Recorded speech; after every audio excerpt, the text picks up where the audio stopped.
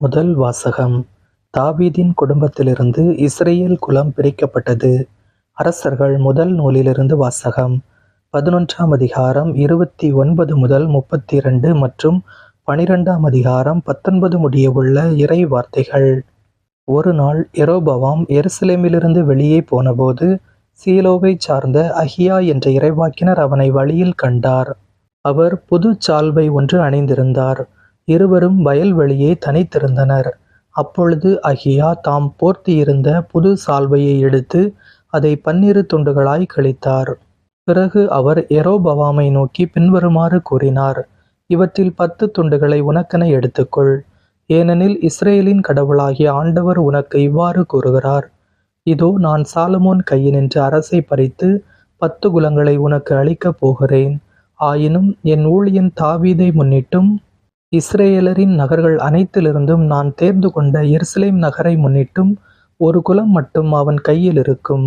தாவீதின் குடும்பத்துக்கு எதிராக அன்று கிளர்ந்தெழுந்த இஸ்ரேலர் இன்று வரை அவ்வாறே இருக்கின்றனர். ஆண்டவரின் அருள்வாக்கு. இறைவனுக்கு நன்றி. பதிலுரை பாடல் பல்லவி. கடவுளாகிய ஆண்டவர் நானே, நீங்கள் எனக்கு செவிசாய்ப்பீர். கடவுளாகிய ஆண்டவர் நானே, நீங்கள் எனக்கு செவிசாய்ப்பீர். உங்களிடையே வேற்று தெய்வம் இருத்தலாகாது. நீங்கள் அந்நிய தெய்வத்தை தொழலாகாது. உங்களை எகிப்து நாட்டினின்று அழைத்து வந்த கடவுளாகிய ஆண்டவர் நானே. பல்லவி. கடவுளாகிய ஆண்டவர் நானே, நீங்கள் எனக்கு செவிசாய்ப்பீர். ஆனால் என் மக்கள் என் குரலுக்கு செவிசாய்க்கவில்லை. இஸ்ரேலர் எனக்கு பணியவில்லை. எனவே அவர்கள் தங்கள் எண்ணங்களின்படியே நடக்குமாறு அவர்களின் கடின இதயங்களிடமும் அவர்களை விட்டுவிட்டேன். பல்லவி. கடவுளாகிய ஆண்டவர் நானே, நீங்கள் எனக்கு செவிசாய்ப்பீர். என் மக்கள் எனக்கு செவி சாய்த்திருந்தால், இஸ்ரேலர் நான் காட்டிய வழியில் நடந்திருந்தால் எவ்வளவோ நலமாயிருந்திருக்கும். நான் விரைவில் அவர்கள் எதிரிகளை அடக்குவேன். என் கை அவர்களின் பகைவருக்கு எதிராக திரும்பும். பல்லவி. கடவுளாகிய ஆண்டவர் நானே, நீங்கள் எனக்கு செவிசாய்ப்பீர். அல்லேலூயா. உம் திருமகனின் சொற்களை எங்கள் மனத்தில் இருத்தும்படி ஆண்டவரே, எங்கள் இதயத்தை திறந்தருளும். அல்லேலூயா. நற்செய்தி வாசகம். காது கேளாதோர் கேட்கவும் பேச்சற்றோர் பேசவும் ஆண்டவர் செய்கிறார்.